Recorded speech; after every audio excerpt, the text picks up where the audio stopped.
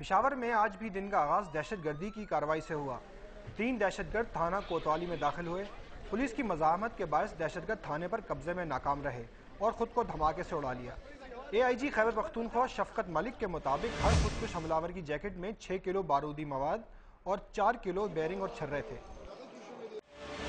दोपहर के वक्त पेशावर में दहशतगर्दी की एक और कोशिश की गई, लेकिन ये कोशिश नाकाम रही।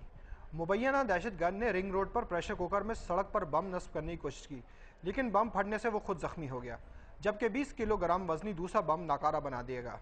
अब्दुल्ला अज़ाम ब्रिगेड ने कोतवाली थाने पर हमले की जिम्मेदारी कबूल कर ली है और दहशतगर्दी को ड्रोन हमले में अब्दुल्ला मंसूर की हलाकत का बदला करार दिया है। दूसरी जानिब खैबर एजेंसी की तहसील वादी तीरा में 2 धमाके हुए। पहला धमाका वल्ला के मुकाम पर कालादम तंजीम लश्कर इस्लाम के मोर्चे में हुआ, जिसमें 5 शिदत पसंद हलाक और 3 जख्मी हो गए, जबकि दूसरे धमाके में 2 अफराद हलाक और 4 जख्मी हुए।